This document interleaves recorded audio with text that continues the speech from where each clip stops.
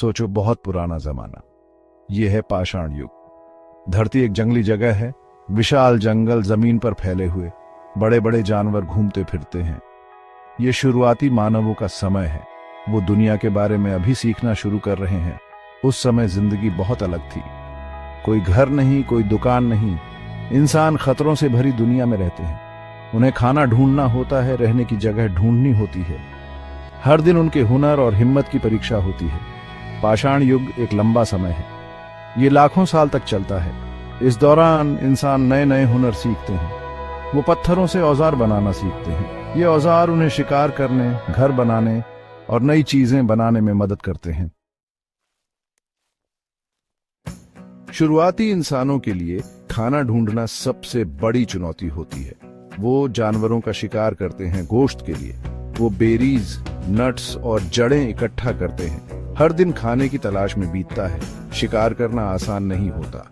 इंसान साधारण हथियार इस्तेमाल करते हैं। उनके पास लकड़ी और पत्थर के बने भाले होते हैं। वो बड़े जानवरों का शिकार करने के लिए मिलकर काम करना सीखते हैं। कामयाब शिकार का मतलब होता है जिंदा रहना। कई बार शिकार में कई दिन लग जाते हैं। इंसानों को सब्र रखना होता है और अपने शिकार का पीछा करना होता है। वो जानवरों के बारे में अपनी जानकारी का इस्तेमाल करके खाना ढूंढते हैं। ये जिंदा रहने का एक खतरनाक खेल है।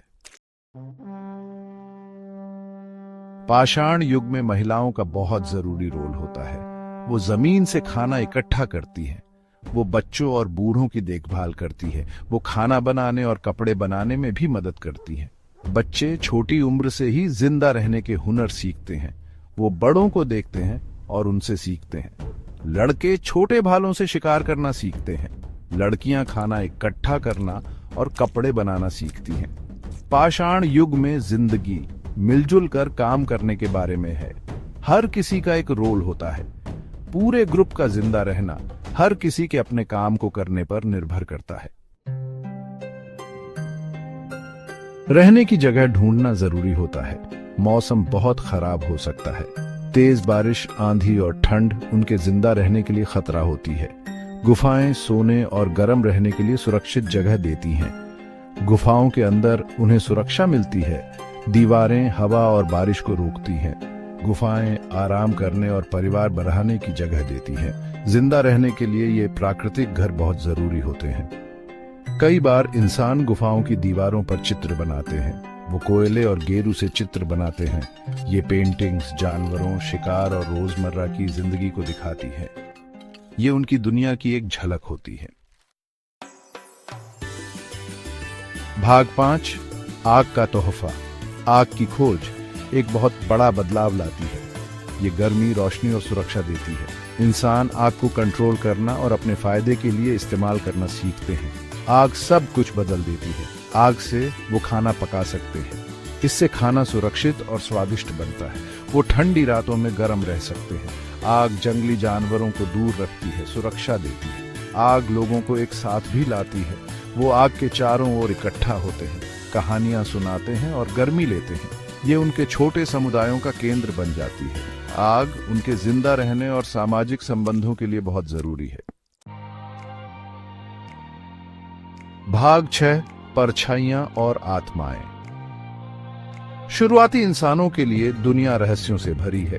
वो सूरज को उगते और डूबते देखते हैं। वो बादलों की गरज सुनते हैं और बिजली देखते हैं। वो मानते हैं कि दुनिया में आत्माएं रहती हैं। हर चीज में एक आत्मा होती है। जानवरों में, पेड़ों में, पत्थरों में। वो इन आत्माओं को खुश करने के लिए पूजा करते हैं और भेंट चढ़ाते हैं।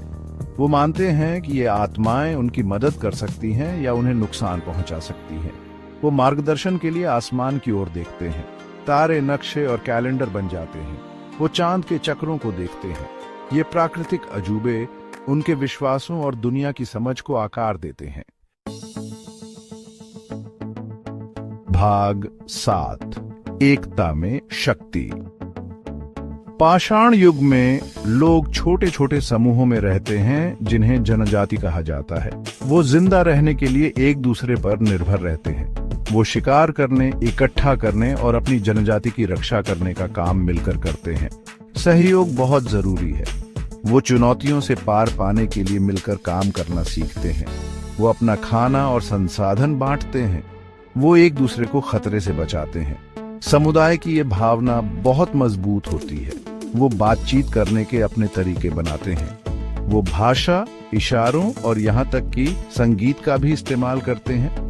उनके सामाजिक बंधन उनके जिंदा रहने के लिए बहुत जरूरी है। भाग 8, औजार और अभिव्यक्ति। समय के साथ इंसान कुशल औजार बनाने वाले बन जाते हैं। वो पत्थरों को काटने, खुरचने और शिकार करने के औजारों में बदल देते हैं। वो हड्डियों और सींगों का इस्तेमाल करके सुइयां और दूसरे औजार बनाते हैं। इन औजारों को लगातार बेहतर बनाया जाता है। वो नई सामग्री और तकनीकें खोजते हैं। उनके औजार ज्यादा आधुनिक हो जाते हैं, जिससे उनकी जिंदगी बेहतर होती है। ये रचनात्मकता उनके जिंदा रहने के लिए जरूरी है। वो कला के जरिए खुद को भी व्यक्त करते हैं। वो गुफाओं में पेंटिंग, नक्काशी और गहने बनाते हैं। ये कलात्मक अभिव्यक्तियां उनके विश्वासों, कहानियों और अनुभवों को दर्शाती हैं। भाग 9, लचीलेपन की विरासत। पाषाण युग बड़ी चुनौतियों और अद्भुत अनुकूलन का समय है। शुरुआती इंसान खतरों से भरी दुनिया का सामना करते हैं, फिर भी वो जिंदा रहना और आगे बढ़ना सीखते हैं। उनकी कहानी लचीलेपन, रचनात्मकता और सहयोग की कहानी है। वो अपने आसपास के संसाधनों का इस्तेमाल करना सीखते हैं। वो औजार बनाते हैं, आग पर काबू पाते हैं और कला बनाते हैं। उनकी विरासत हममें जिंदा है। वो हमें इंसानी रचनात्मकता की ताकत और समुदाय के महत्व की याद दिलाते हैं। पाषाण युग मानवता की अदम्य भावना का प्रमाण है।